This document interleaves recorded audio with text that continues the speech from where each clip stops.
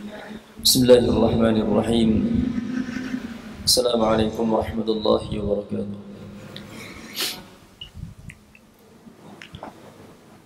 Innal hamdalillah nahmaduhu subhanahu wa nasta'hinuhu wa nashkuruhu wa nu'minu bihi wa natawakkalu alayhi wa na'udzu billahi min shururi anfusina wa min sayyiati a'malina. Man yahdihillahu fala mudilla lahu ومن يضلل فلا هادي له أشهد أن لا إله إلا الله وحده لا شريك له ولا شبيه ولا مثيل له ولا ضد ولا ند ولا زوجة ولا ولد له ولا أعضاء ولا هيئة ولا صورة ولا شكل ولا جهة ولا مكان له كان الله ولا مكان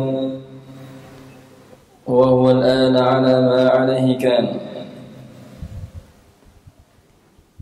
فلا تضربوا لله الأمثال ولله المثل الأعلى وأشهد أن سيدنا وحبيبنا وعظيمنا وقائدنا وقرة أعيننا محمدا عبده ورسوله وصفيه وحبيبه وخليله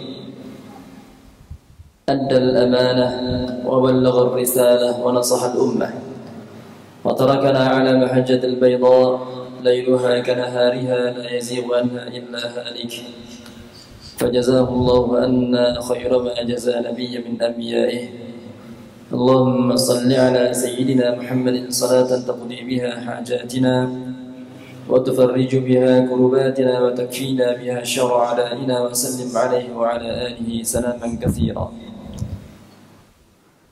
وقد قال الله تعالى في كتابه الكريم وأصدق القائلين بعد أعوذ بالله من الشيطان الرجيم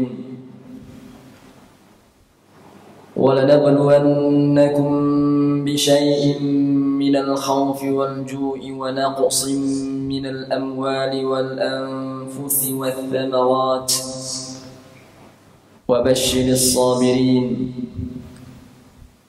الذين إذا أصابتهم مصيبة قالوا إنا لله وإنا إليه راجعون أولئك عليهم صلوات من ربهم ورحمة وأولئك هم المهتدون. صدق الله العلي العظيم. وقال صلى الله عليه وعلى آله وصحبه وسلم أشد البلاء الأنبياء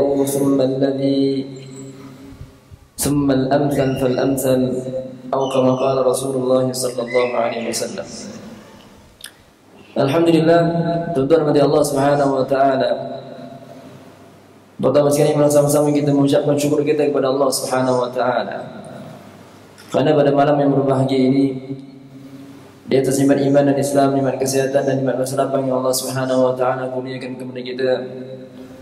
Alhamdulillah kita menjadi kalangan hamba-hamba Allah Subhanahu wa taala yang diberikan kesempatan dan diberikan peluang oleh Allah Subhanahu wa taala untuk sama-sama kita berkumpul dan berhimpun di tempat yang penuh barakah ini.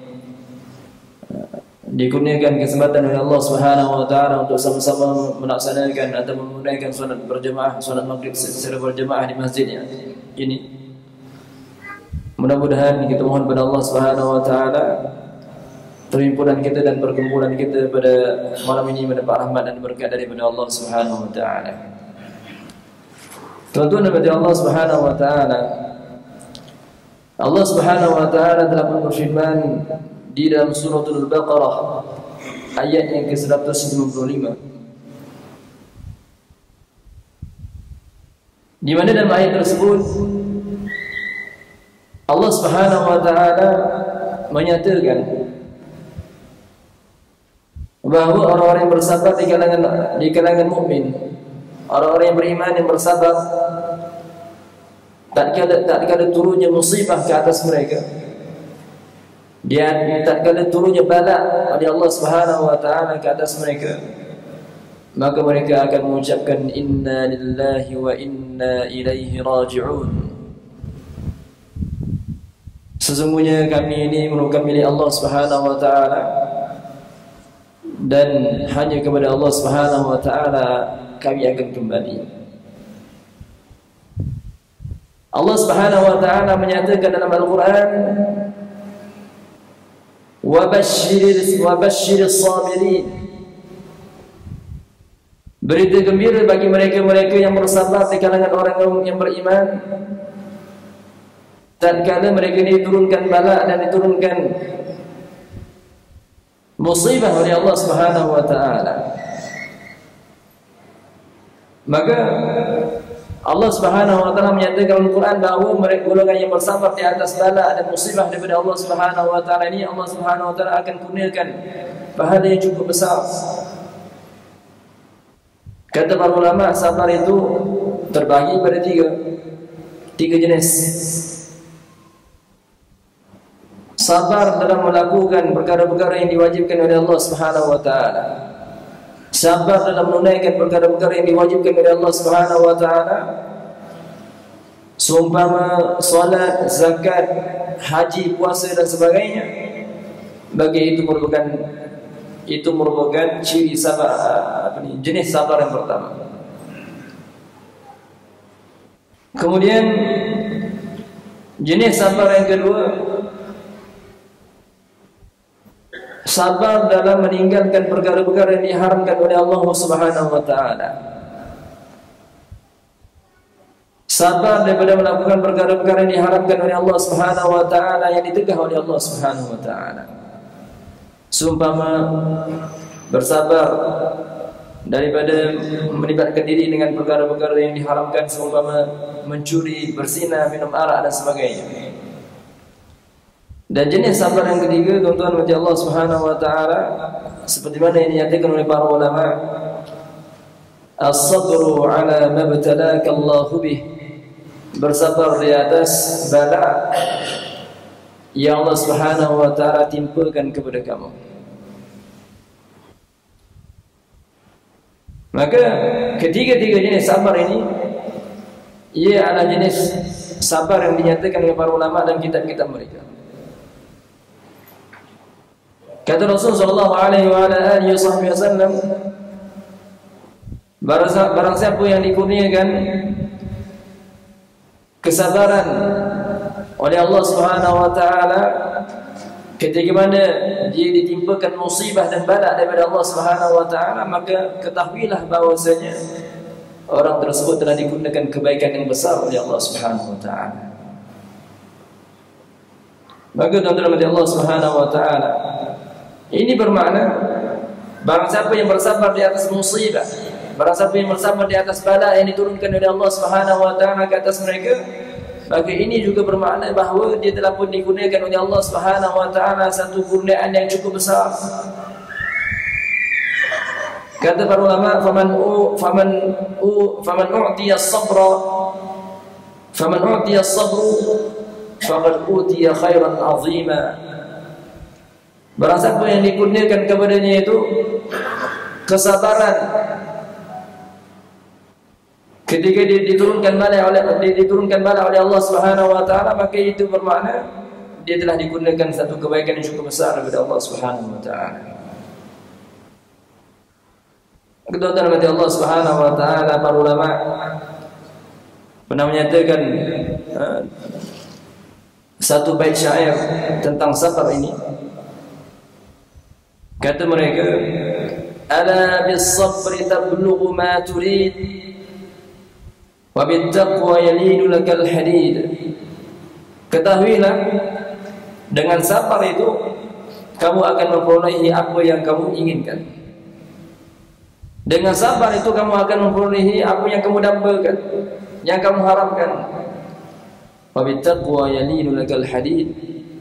Dan dengan ketakwaan kepada Allah Subhanahu wa taala, Allah Subhanahu wa taala akan memudahkan urusan kamu. Maka tuan-tuan dari Allah Subhanahu wa taala, barang siapa yang tidak ada kesabaran baginya dalam urusan dunia sebagai contoh, maka kebiasaannya tuan-tuan bagi Allah Subhanahu wa taala, orang tersebut akan mengalami kegagalan dalam hidupnya ataupun dalam perkara dalam urusan-urusan dunia yang dicemburinya. Orang yang tidak bersabar dalam melaksanakan urusan dunia, kebiasaannya tuan-tuan bagi Allah Subhanahu wa taala, dia akan menemui kegagalan dalam urusan dunia yang dicemburinya tersebut. Begitulah juga kata para ulama, barang siapa yang tidak bersikap sabar dalam melakukan ketaatan kepada Allah Subhanahu wa taala, yang tidak sabar dalam meninggalkan perkara-perkara yang diharamkan oleh Allah Subhanahu wa taala, maka golongan ini adalah satu golongan yang akan mendapatkan kerugian yang cukup besar pada hari akhirat kelak. Satu ketika Atha bin Abi Rabah. Atha bin Abi Rabah ini beliau merupakan salah seorang di kalangan tabi'in.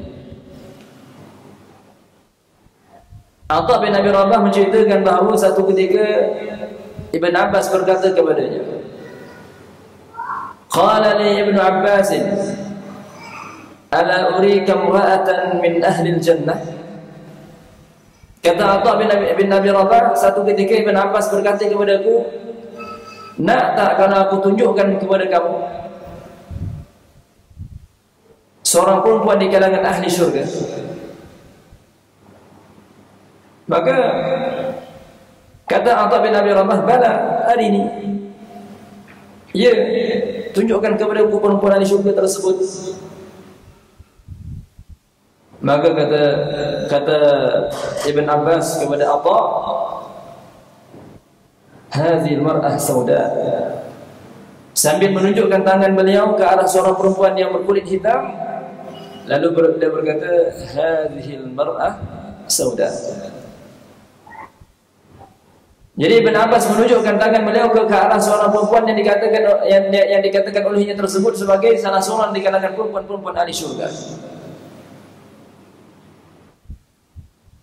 Maka kata Abdullah bin Abbas, beliau satu ketika pernah mendatangi Rasul sallallahu alaihi wasallam. Perempuan yang berkulit hitam, tuan-tuan dan Allah Subhanahu wa taala, satu ketika pernah datang bertemu dengan Rasul sallallahu alaihi wasallam. Lalu dia mengadu kepada Rasul sallallahu alaihi wasallam, katanya, ya Rasulullah, sesungguhnya aku ditimpa penyakit pada bahagian kepalaku.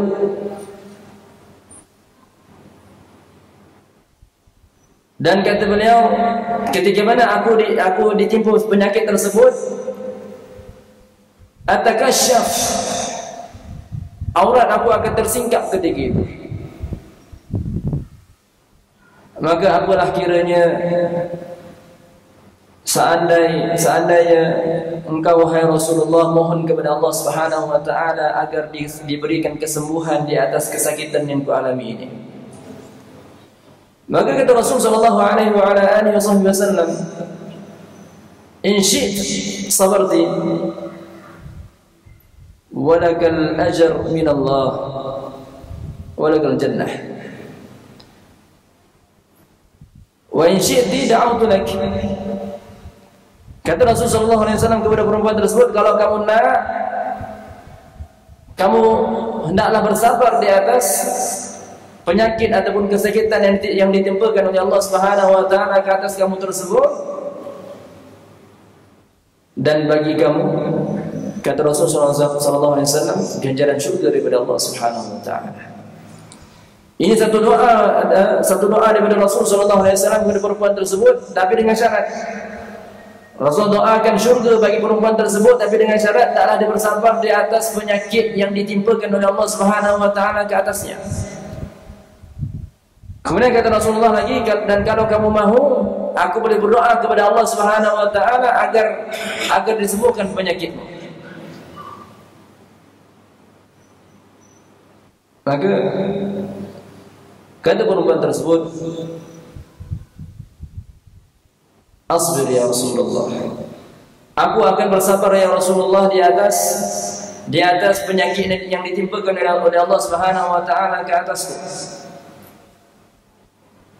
Tetapi aku mohon kepadamu ya Rasulullah agar kau mohon kepada Allah Subhanahu wa taala supaya auratku tidak tersingkap ketika mana aku ditimpa penyakit tersebut. Jadi tuan-tuan mati Allah Subhanahu wa taala, apakah pilihan perempuan tersebut? Selama mana mendengar daripada Rasul sallallahu alaihi wasallam, jaminan daripada Rasul sallallahu alaihi wasallam bahawa kalau dia bersabar di atas penyakit yang ditimpakan oleh Allah Subhanahu wa taala ke atasnya tersebut, dia akan dikurniakan syurga oleh Allah Subhanahu wa taala, maka beliau dengan tanpa ragu-ragu lagi memilih untuk bersabar di atas kesakitan yang dialami oleh beliau. Sebab apa tuan-tuan? Sebab perempuan ini mengerti, dia memahami dan mengetahui betapa besarnya pahala yang Allah Subhanahu wa taala kurniakan kepada hamba-hamba yang bersabar di atas bala dan musibah yang ditimpakan oleh Allah Subhanahu wa taala ke atas hamba-Nya.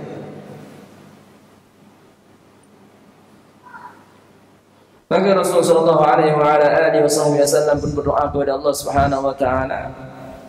Maka Allah Subhanahu wa taala menerima doa baginda sallallahu alaihi wasallam setiap kali perempuan tersebut ditimpa penyakit yang pada kepalanya tersebut, dia akan mengalami kesakitan yang cukup hebat, tetapi auratnya setelah itu tidak lagi tersingkap sebagaimana sebelum itu.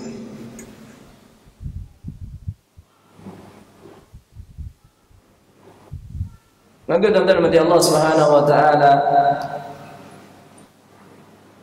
warid dalam sebuah hadis di mana Al-Imam Al-Baihaqi meriwayatkan bahawasanya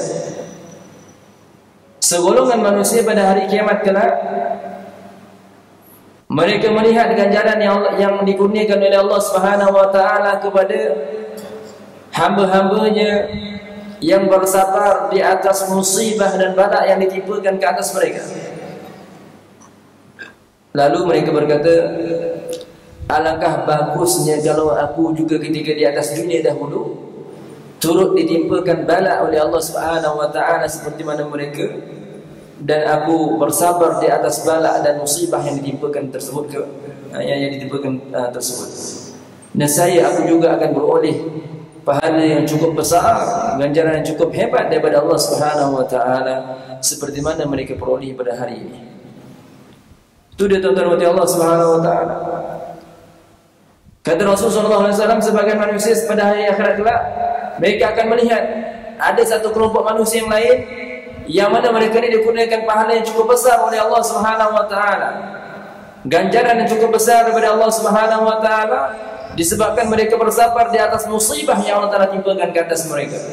Lalu orang yang golongan yang melihat golongan yang satu lagi tersebut, mereka berkata, alangkah bagusnya kalau aku juga ketika di atas dunia dahulu bersabar di atas musibah yang Allah Subhanahu wa taala timpakan ke atasku. Nescaya aku juga akan beroleh ganjaran yang cukup besar, pahala yang cukup besar seperti mana mereka peroleh pada hari ini, tuan-tuan. Tuan-tuan mati Allah Subhanahu wa taala. Kata Rasul sallallahu alaihi wasallam,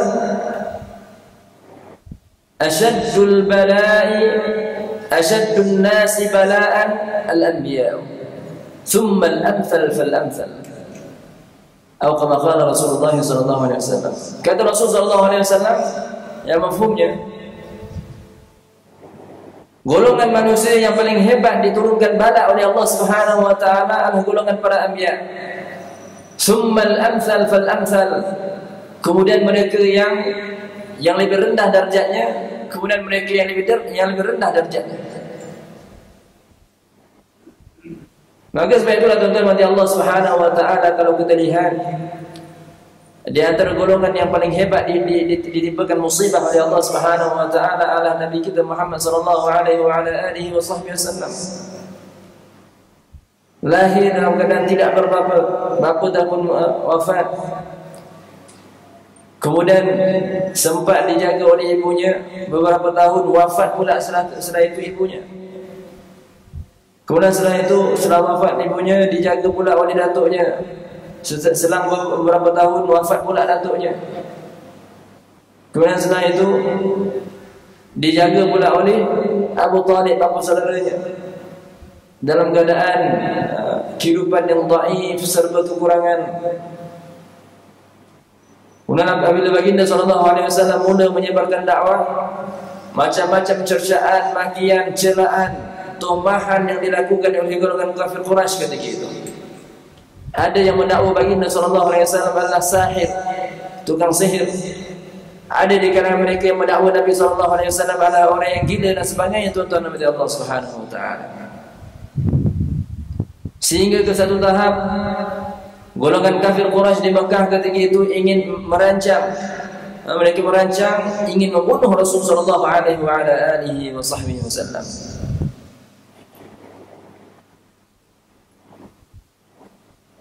Itu adalah siri-siri musibah, siri-siri bala yang diturunkan oleh Allah Subhanahu wa taala ke atas Nabi kita Muhammad sallallahu alaihi wasallam. Maka begitulah juga tuan-tuan dan Allah Subhanahu wa taala, golongan para ulama, golongan para salihin, golongan atqiya wal awliya, yang mana mereka ini merupakan pewaris baginda Nabi Muhammad sallallahu alaihi wasallam. Mereka bukan hanya mewarisi ilmu saja tuan-tuan dan Allah Subhanahu wa taala, bahkan mereka juga mewarisi siri-siri musibah dan bala yang ditimpakan oleh Allah Subhanahu wa taala kepada hamba-hambanya.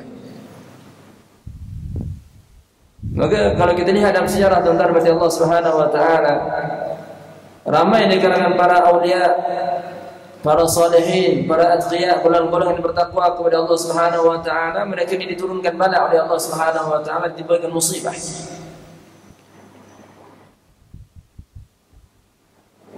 Dan kebanyakan di kalangan mereka ditimpakan penyakit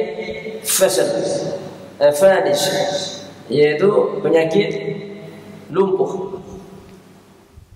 Ada seorang tabi'in, nama beliau Ar-Rabi' bin Khusaim. Beliau merupakan di kalangan golongan bertakwa kepada Allah Subhanahu wa taala, di kalangan para salihin. Satu ketika ada salah seorang di kalangan sahabat yaitu Abdullah bin Mas'ud datang menziarahi beliau. Abdullah bin Mas'ud tarafnya adalah seorang sahabat. Adapun Ar-Rabi' bin Khusaim, beliau merupakan seorang tabi'in di kalangan tabi'in yang hebat. Maka bila Abdullah bin Mas'ud melihat kesakitan yang dialami oleh Ar-Rabi' bin Khusaim, ditimpakan oleh Allah Subhanahu wa taala penyakit lumpuh, sehingga alirnya itu sentiasa keluar bermulutnya. Maka kata Abdullah bin Mas'ud, "Law ra'aka Rasulullah la ahabbak." Kalaulah Rasul sallallahu alaihi wasallam melihat kamu, melihat keadaan kamu sekarang ini, dan saya Rasul sallallahu alaihi wasallam akan begitu mencintai dan mengasihimu. Maka tuan-tuan dan Allah Subhanahu wa taala, ini dalil bahwasanya ganjaran yang dikurniakan oleh Allah Subhanahu wa taala kepada orang yang bersabar, ganjaran cukup besar. Dan mereka ini kalau mereka bersabar, kalau seseorang yang bertakwa itu bersabar di atas musibah yang diturunkan oleh Allah Subhanahu wa taala ke atas mereka, maka mereka ini adalah di kalangan golongan-golongan yang dicintai dan disukai oleh Allah, oleh Nabi sallallahu alaihi wasallam. Dan golongan yang dicintai, dikasihi oleh Nabi sallallahu alaihi wasallam, mereka ini juga sebenarnya adalah satu golongan yang dikasihi oleh Allah Subhanahu wa taala. Apabila seorang manusia itu mendapat redha daripada Rasul sallallahu alaihi wasallam, itu bermakna dia mendapat redha daripada Allah Subhanahu wa taala. Seandainya seorang itu dikasihi oleh baginda sallallahu alaihi wasallam, itu juga bermakna orang tersebut dikasihi oleh Allah Subhanahu wa taala. Maka mereka yang bersabar di atas musibah yang diturunkan oleh Allah Subhanahu wa taala, yang ditimpakan ke atasnya itu, maka mereka ini adalah golongan yang dikasihi oleh Allah, yang dikasihi oleh Nabi Muhammad sallallahu alaihi wasallam, juga dikasihi oleh Allah Subhanahu wa taala. Ada seorang wali yang lain namanya Abdul Wahid bin Zaid. Abdul Wahid bin Zaid ini adalah seorang wali di kalangan wali-wali Allah yang turut ditimpakan penyakit lumpuh oleh Allah Subhanahu wa taala. Lalu dia berdoa kepada Allah Subhanahu wa taala, ya Allah, angkatlah penyakitku ini ketika mana aku nak berwuduk dan aku nak melakukan salat. Adapun setelah mana aku berwuduk dan aku lakukan salat, maka kembalikanlah semula penyakit tersebut pada diriku. Ini yang dimohon, yang diminta oleh Abdul Wahid bin Zaid daripada Allah Subhanahu wa taala. Maka Allah Subhanahu wa taala memakbulkan doanya. Lalu diceritakan bahawa beliau ini pada tiap-tiap kali nak berwuduk, nak melakukan salat, maka didapati beliau ini akan menjadi seorang yang begitu sehat. Sehat seperti manusia yang lain. Berwuduk dan melakukan salat, selama dia selesai melakukan salat, beliau kembali lumpuh. Kemudian satu ketika Rasulullah SAW baginda berkata baginda bersabda yang maksudnya, sesungguhnya di kalangan orang-orang yang saleh terdapat sebahagian di kalangan mereka itu yang mana kegembiraan mereka tatkala diturunkan bala oleh Allah Subhanahu wa taala melebihi kegembiraan manusia yang lain ketika mana dikurniakan sesuatu pemberian. Ini adalah salah satu ciri-ciri golongan orang yang saleh yang disebutkan oleh Rasul sallallahu alaihi wasallam, di mana kata Rasul sallallahu alaihi wasallam, orang yang saleh itu adalah mereka yang mana kegembiraan mereka ketika mana diturunkan bala oleh Allah Subhanahu wa taala melebihi kegembiraan manusia yang lain ketika mana dikurniakan sesuatu pemberian. Kita tuan-tuan Allah Subhanahu wa taala kalau dikurniakan hadiah, dikurniakan sesuatu pemberian yang bernilai, yang tinggi nilainya, maka kita akan rasa seronok, kita akan rasa gembira sebab dikurniakan pemberian tersebut. Maka golongan para salihin, kata Rasul sallallahu alaihi wasallam, mereka ini kegembiraan mereka tatkala ditimpakan bala oleh Allah Subhanahu wa taala melebihi kegembiraan manusia yang lain ketika mana dikurniakan sesuatu kurniaan. Mengapa kata Rasul sallallahu alaihi wasallam sedemikian, tuan-tuan Allah Subhanahu wa taala? Karena golongan para salihin mereka tahu bahawa ganjaran yang dikurniakan oleh Allah Subhanahu wa taala ke atas hamba-hambanya yang bersabar di atas bala dan musibah, ganjarannya cukup besar. Sehingga kata para ulama, kalaulah sekiranya manusia itu, kata para ulama, sekiranya manusia itu melihat ganjaran yang dikurniakan oleh Allah Subhanahu wa taala kepada hamba-hambanya yang bersabar di atas musibah dan bala yang diturunkan kepada mereka, maka nescaya pada tiap-tiap hari mereka akan minta kepada Allah Subhanahu wa taala, ya Allah, timpakan bala kepadaku, timpakan musibah kepadaku. Sehingga kita tahap itu, sahabat-sahabat dan para hadirin yang Allah Subhanahu wa taala. Tapi malangnya manusia tidak melihat. Manusia dihijab oleh Allah Subhanahu wa taala daripada melihat ganjaran yang dikurniakan oleh Allah Subhanahu wa taala kepada hamba-hambanya yang bersabar di atas musibah. Lalu disebabkan itu ada di kalangan manusia yang apabila ditimpakan musibah, ditimpakan bala oleh Allah Subhanahu wa taala, mereka mencerca Allah, mencerca Rasul sallallahu alaihi wasallam, mencerca agama, mencerca Islam. Wa niyazubillah. Di kalangan mereka tak kala ditimpakan musibah oleh Allah Subhanahu wa taala, kufur, wa niyazubillah. Dan ada juga di kalangan manusia yang berburuk sangka, tatkala melihat sebahagian manusia lain ditimpakan musibah, ditimpakan bala oleh Allah Subhanahu wa taala, Lalu mereka berkata, lihat kepada fulan bin fulan itu, begitu teruk diuji oleh Allah Subhanahu wa taala, begitu teruk ditimpakan musibah oleh Allah Subhanahu wa taala, maka ini sudah tentu memperlihatkan bahawa dia ada melakukan perkara-perkara yang tidak baik, dan tidak bagus dalam agama. Sedangkan dia tak tahu bahawasanya apabila Allah Subhanahu wa taala menimpakan bala dan musibah kepada si fulan, maka ini merupakan satu peluang yang dikurniakan oleh Allah Subhanahu wa taala kepada si fulan tersebut untuk mendapatkan pahala yang begitu besar daripada Allah Subhanahu wa taala. Kata para ulama, wurudul faqat a'yadul muridin, ay nuzulul bala farhatun lis-salihin. Kata para ulama, turunnya bala itu ia seumpama satu perayaan bagi golongan-golongan yang saleh. Turunnya bala ia seumpama satu perayaan bagi golongan-golongan yang saleh. Yakni mereka bergembira apabila turunnya bala ke atas mereka. Maka kata para ulama, mengapakah sikap mereka sedemikian? Kerana mereka mengetahui bahawasanya ini adalah satu rahmat daripada Allah Subhanahu wa taala. Allah Subhanahu wa taala nak kurniakan pahala yang cukup besar kepada mereka menerusi bala yang diutuskan kepada mereka. Maka bagaimana seorang itu nak dapatkan pahala yang cukup besar dalam bersabar, ketika mana bersabar di atas musibah, kalau fulan bin fulan itu, kalau manusia tersebut tidak ditimpakan musibah oleh Allah Subhanahu wa taala terlebih dahulu. Jadi untuk kita dapatkan pahala yang cukup besar bersabar di atas musibah dan bala yang diturunkan oleh Allah Subhanahu wa taala ke atas kita, maka terlebih dahulu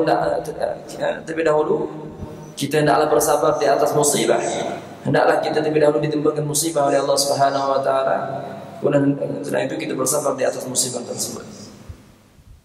Maka tuan-tuan kepada Allah Subhanahu wa taala, kita mohon kepada Allah Subhanahu wa taala agar kita menjadi di kalangan hamba-hamba Allah Subhanahu wa taala yang dikurniakan kesabaran yang tinggi ketika mana ditimpakan musibah dan bala oleh Allah Subhanahu wa taala, insyaallah.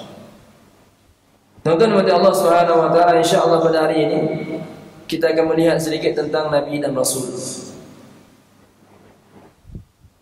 Nabi adalah seorang insan utusan Allah Subhanahu wa taala yang dikurniakan wahyu oleh Allah Subhanahu wa taala, yang mana wahyu tersebut berbentuk hukum hakam yang telah pun diwahyukan oleh Allah Subhanahu wa taala kepada Rasul yang sebelumnya.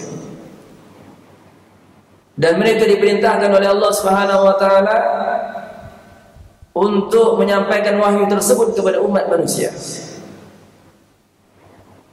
Adapun Rasul adalah seorang insan yang diutuskan oleh Allah Subhanahu wa taala kepada mereka wahyu. Dan wahyu tersebut berbentuk syariat yang baru yang menasahkan ataupun yang memansuhkan sebahagian daripada syariat-syariat yang dibawa oleh Rasul yang sebelumnya. Dan Rasul itu diperintahkan oleh Allah Subhanahu wa taala untuk menyampaikan wahyu yang diturunkan kepada mereka, kepada umat mereka masing-masing. Maka tuan-tuan dan Allah Subhanahu wa taala, perbezaan di antara Nabi dan Rasul, Nabi diwahyukan oleh Allah Subhanahu wa taala dengan syariat Rasul yang sebelumnya. Yakni syariat yang diwahyukan oleh Allah Subhanahu wa taala kepada mereka, hukum hakam yang diwahyukan oleh Allah Subhanahu wa taala kepada mereka bukanlah hukum hakam yang baru, tuan-tuan. Adapun Rasul ada seorang insan yang diwahyukan oleh Allah Subhanahu wa taala dengan wahyu ataupun dengan syariat hukum hakam yang baru, yang mana ia menasahkan sebahagian hukum hakam yang diturunkan oleh Allah Subhanahu wa taala kepada Rasul yang sebelumnya. Kemudian kata para ulama, kedua-dua Nabi dan Rasul ini diperintahkan oleh Allah Subhanahu wa taala untuk menyampaikan wahyu kepada umat manusia.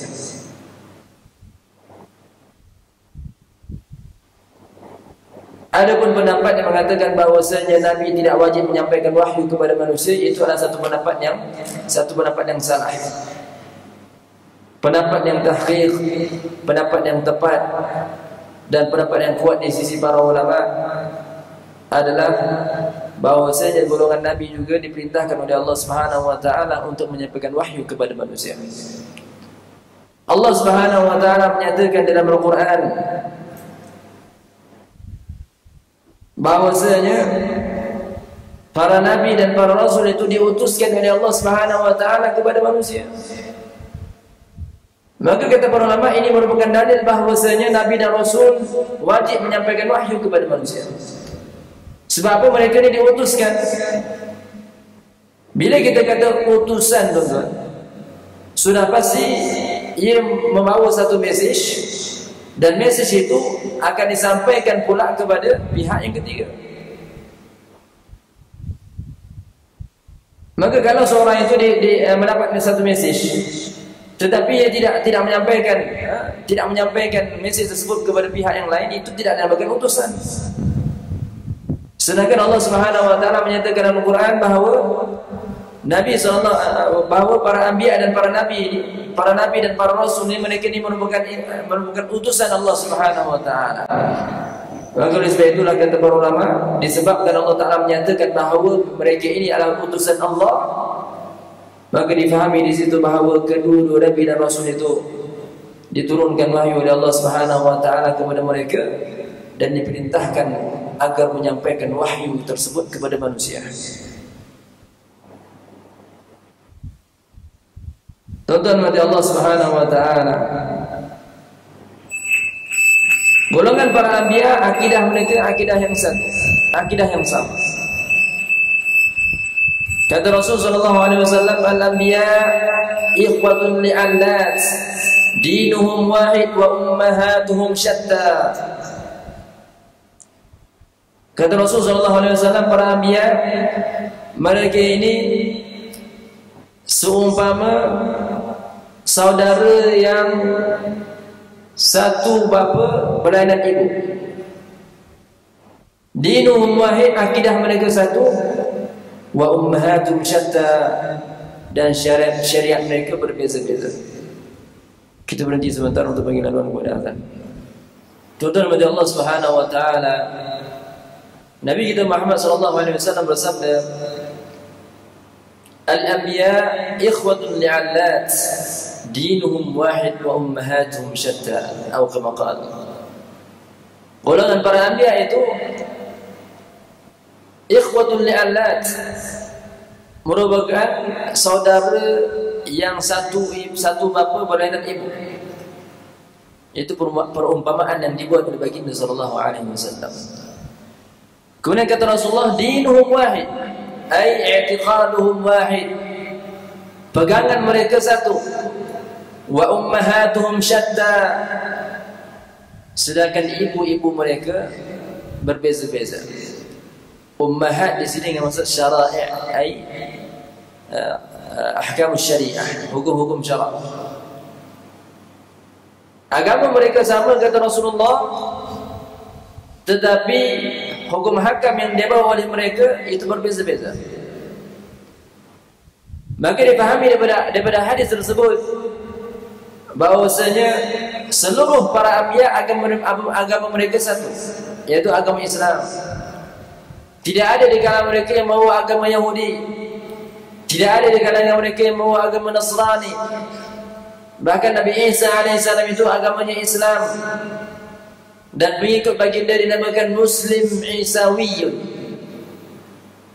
Nabi Musa alaihissalam membawa agama Islam, bahkan pengikut Nabi Musa alaihissalam dinamakan Muslim Musawiyun. Kesemua para anbiya itu agamanya satu, Islam. I'tiqad mereka satu, tuan-tuan. Di antara i'tiqad para anbiya, golongan para nabi dan para rasul ini, tuan-tuan, mereka menyuruh manusia supaya manusia beriktikad, meyakini bahwasanya Allah Subhanahu wa taala merupakan pencipta bagi segala sesuatu. Allah Subhanahu wa taala menciptakan manusia, namun Allah Subhanahu wa taala tidak berhajat kepada manusia. Allah Subhanahu wa taala menciptakan malaikat, namun Allah Subhanahu wa taala tidak berhajat kepada malaikat. Bahkan kata para ulama, tidak boleh kita mengatakan bahwasanya malaikat itu merupakan pembantu bagi Allah. Karena seandainya kita mengatakan malaikat itu merupakan pembantu bagi Allah, maka itu bermakna Allah Subhanahu wa taala berhajat pada bantuan para malaikat, sedangkan berhajat kepada sesuatu yang lain itu tanda lemah. Kata para ulama, al-ihtiyajiyah tunafil uluhiyah. Keberhajatan itu menafikan ketuhanan. Macam mana sesuatu itu nak jadi Tuhan sedangkan dia berhajat pada sesuatu yang lain? Sebab itulah kata para ulama, sesuatu yang berhajat maka ia lemah. Dan setiap yang lemah tidak boleh menjadi Tuhan. La yakunu ilaha, kata para ulama. Yang berhajat itu lemah, dan yang lemah tidak boleh menjadi Tuhan. Allah Subhanahu wa taala menciptakan manusia, dan Allah Subhanahu wa taala juga merupakan pencipta bagi perbuatan manusia. Tidak kira sama ada perbuatan manusia itu baik ataupun buruk, iman ataupun kufur, taat ataupun maksiat, kesemuanya diciptakan oleh Allah Subhanahu wa taala seperti mana yang difirmankan oleh Allah Subhanahu wa taala, wa khalaqa kulla syai', dan dialah yang menciptakan segala sesuatu. Sesuatu di situ kata para ulama ay sabitul wujud, sesuatu yang kewujudannya sabit.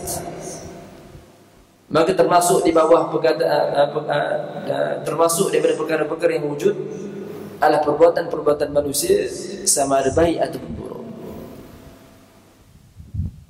Dan i'tiqad ataupun pegangan yang dibawa oleh golongan para anbiya juga, bahawa mereka ini menyuruh manusia supaya meyakini bahawa Allah Ta'ala itu tidak sama dengan makhluknya. Allah Subhanahu wa Ta'ala menciptakan cahaya, namun Allah Subhanahu wa Ta'ala tidak sama dengan cahaya. Allah Subhanahu wa Ta'ala menciptakan kegelapan, namun Allah Subhanahu wa Ta'ala tidak sama dengan kegelapan. Allah Subhanahu wa Ta'ala menciptakan jisim-jisim, Allah Subhanahu wa Ta'ala menciptakan perkara-perkara yang besar seumpama gunung, namun Allah Subhanahu wa Ta'ala tidak sama dengan perkara yang besar. Allah Subhanahu wa Ta'ala menciptakan perkara-perkara yang kecil seumpama semut dan habuk, namun Allah Subhanahu wa Ta'ala tidak sama dengan perkara-perkara yang kecil. Allah Subhanahu wa Ta'ala menciptakan satu perkara yang boleh dipegang dengan menggunakan tangan seumpama manusia, pokok dan kayu, namun Allah Subhanahu wa Ta'ala tidak sama dengan perkara tersebut. Allah Subhanahu wa Ta'ala menciptakan perkara-perkara yang tidak boleh dipegang dengan menggunakan tangan seumpama angin, cahaya, roh dan malaikat, namun Allah Subhanahu wa Ta'ala tidak sama dengan perkara-perkara tersebut. Allah Subhanahu wa Ta'ala menciptakan manusia, tuan-tuan. Kita ini, manusia ini memiliki tempat, manusia bertempat. Adapun Allah Subhanahu wa Ta'ala tidak bertempat. Allah Subhanahu wa Ta'ala bukan duduk di atas arash. Allah Subhanahu wa Ta'ala bukan di langit. Allah Subhanahu wa Ta'ala bukan di bumi. Dan Allah Subhanahu wa Ta'ala bukan berada di mana-mana. Kerana bertempat itu merupakan sifat makhluk. Bertempat itu adalah sifat makhluk. Tidak boleh sama sekali kita mengatakan Allah Ta'ala di atas arash, di langit, di bumi, ataupun berada di mana-mana. Karena barang siapa yang menisbahkan tempat bagi Allah Subhanahu wa Ta'ala, maka sesungguhnya orang tersebut tidak mengenal Allah. Allah Subhanahu wa Ta'ala menciptakan kita, tuan-tuan. Kita memiliki anggota-anggota yang besar dan anggota-anggota yang kecil. Ada bagi kita tangan, kaki, jari, betis, lidah, muka dan sebagainya. Adapun Allah Subhanahu wa Ta'ala yang merupakan pencipta bagi kita, tidak ada baginya sebarang anggota yang besar maupun anggota yang kecil. Laisa lahul a'dha' wa laisa lahul adawat. Seperti mana yang dinyatakan oleh Al-Imam Abu Ja'far At-Tahawi dalam kitabnya Aqidatut Tahawiyah. Allah Subhanahu wa Ta'ala juga menciptakan kita, tuan-tuan, yang mana ada bagi kita ini arah depan, belakang, atas, bawah, kiri dan kanan. Kita diliputi oleh arah yang 6. Namun Allah Subhanahu wa Ta'ala tidak memiliki sebarang, tidak diliputi oleh sebarang arah yang 6. Kerana yang hanya diliputi oleh arah yang 6 adalah makhluk. Adapun Allah Subhanahu wa Ta'ala tidak sama dengan makhluknya. Maka Allah Subhanahu wa Ta'ala tidak diliputi oleh sebarang arah yang 6. Sebab itulah tidak boleh kita mengatakan Allah Ta'ala di langit, tidak boleh kita mengatakan Allah Ta'ala di atas. Sebagian manusia mengatakan Allah Subhanahu wa Ta'ala di langit, kata mereka. Wa'iyadzubillah.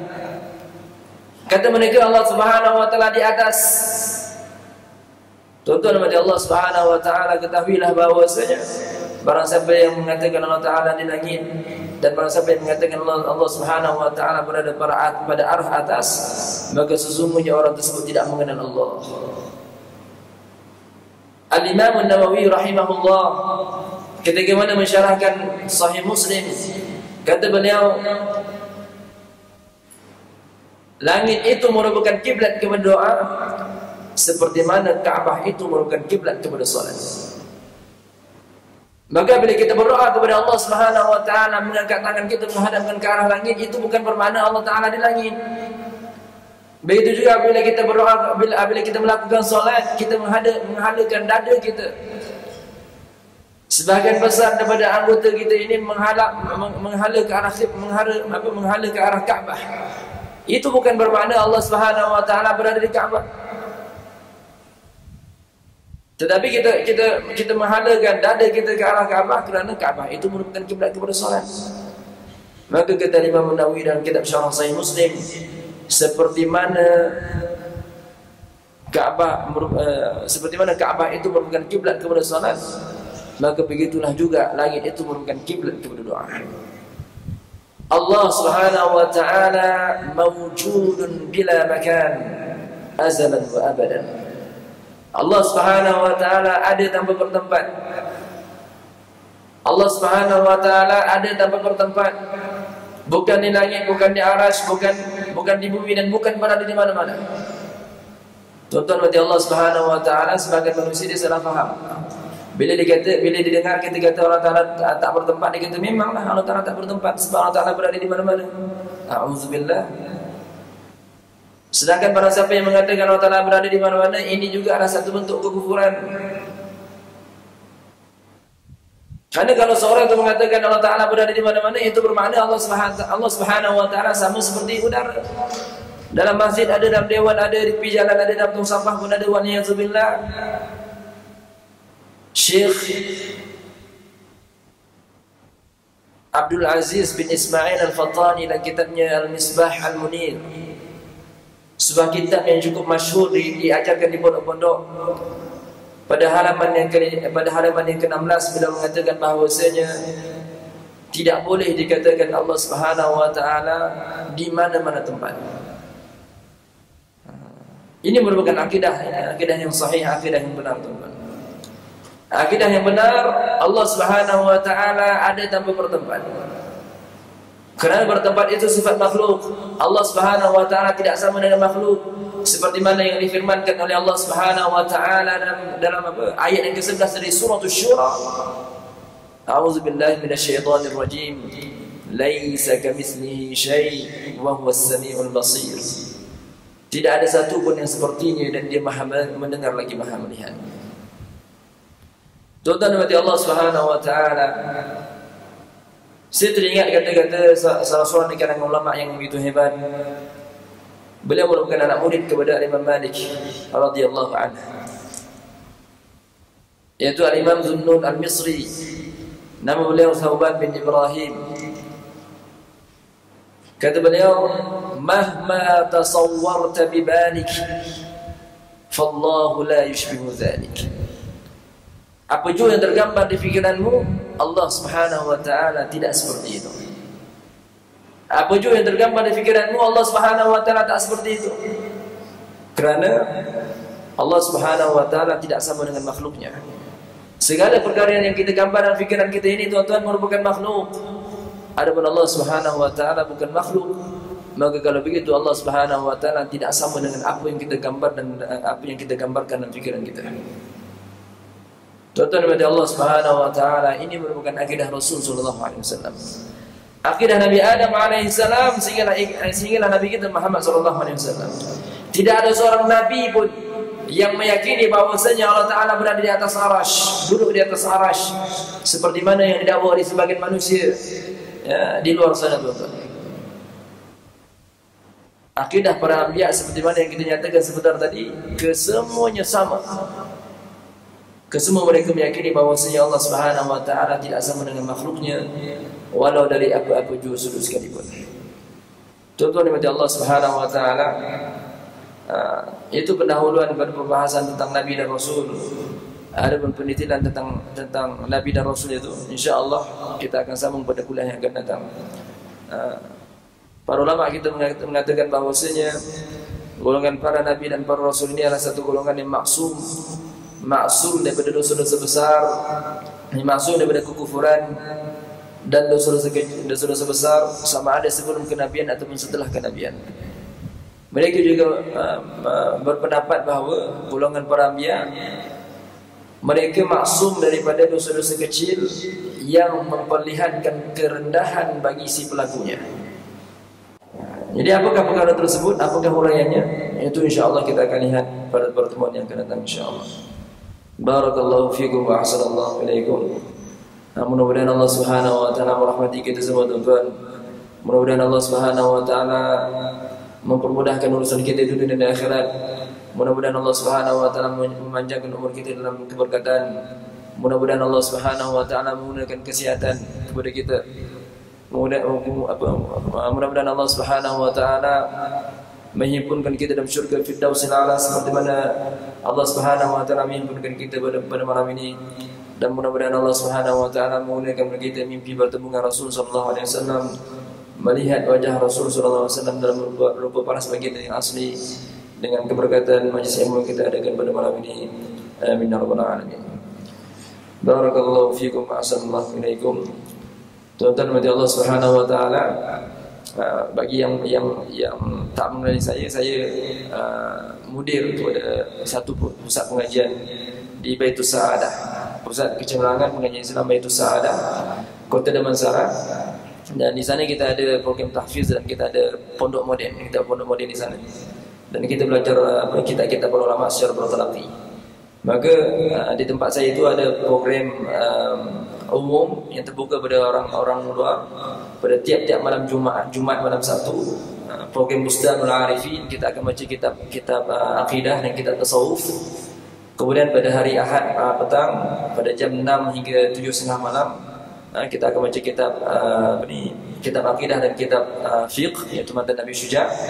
Dan pada Isnin malam pengajian akidah juga, yaitu satu kitab yang cukup penting yang berjudul As-Siratul Mustaqim yang dikarang oleh Syekh Abdullah Al-Harari, yang mana ia adalah satu kitab yang cukup, yang penuh dengan dalil-dalil dalam mempertahankan akidah Ahlus Sunnah wal Jamaah Al-Asy'ariyah dan Maturidiyah. Maka saya mengalu-alukan kedatangan pada para ahli jamaah sekalian untuk datang ke pusat pengajian saya di Baitus Sa'adah, Kota Damansara.